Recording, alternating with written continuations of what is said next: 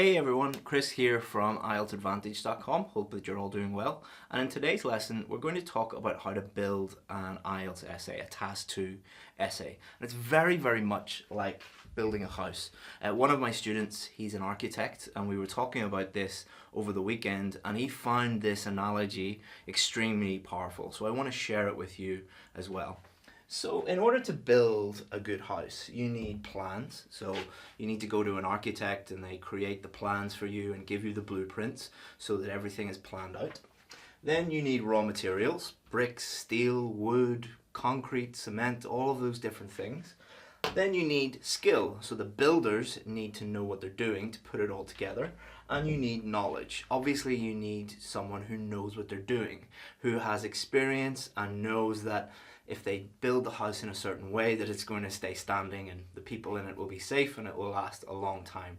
And this is very much like writing an IELTS Task 2 essay. So your plan, many people talk about structure. Okay, so that's the way I teach IELTS writing. For each type of question I have a different structure, but you can't just look at a structure and immediately start using it. You need to consider these things as well. The raw materials for the purposes of writing, this would be vocabulary and grammar.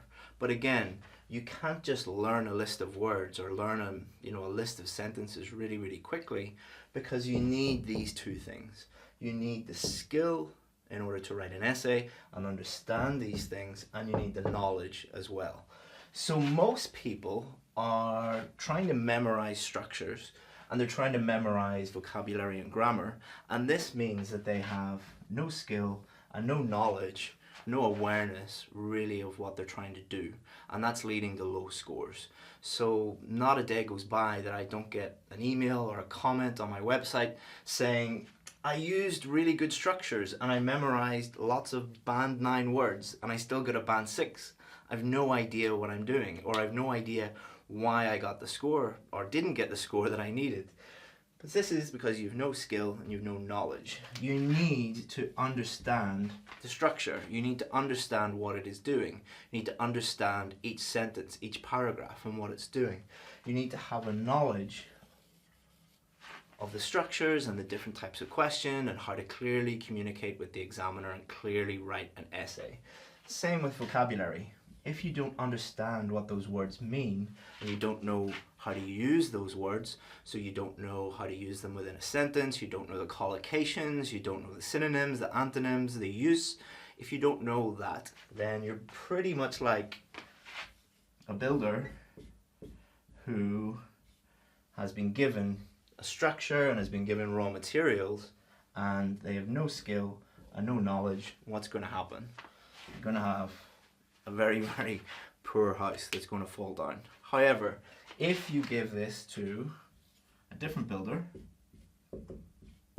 and you give him a really good plan, so good blueprints to show him exactly what to do, raw materials, so he or she knows how to use the bricks and the wood and the steel and all of those different things, and they have skill and knowledge in order to take that plan, take those raw materials and produce a great house from them. But what is the thing that many of you are thinking of right now? These two things take time, all right? Many of you need to get realistic about the amount of time that it takes to understand these things, and that is where you're developing your skills, you're developing your knowledge. Now, it's not going to take you, 5 years or 10 years. But what most people do is they try and memorize structures, they try and memorize vocabulary and grammar in 1 week. And then they do the test. Because they've no skill and because they've no knowledge, they don't do very well. If you're more realistic and you plan out and you try to understand everything and you plan out your study schedule and you stick to that and you fully understand everything you need to do and you develop those skills, then you are far more likely to get the score that you need. And it's actually going to take you less time because you're not going to be failing again and again and again and again. instead of failing over and over and over again, spend that time developing your skills, developing your knowledge, and then the next time you do the test, you'll pass. Pretty simple. Thanks very much, guys. Hope you enjoyed that. If you need more information, IELTSadvantage.com, of course, for all the free information you need, or the Facebook page or the YouTube channel. If you like this video, like it, share it, whatever you want to do with it. See you again soon, guys. Bye-bye.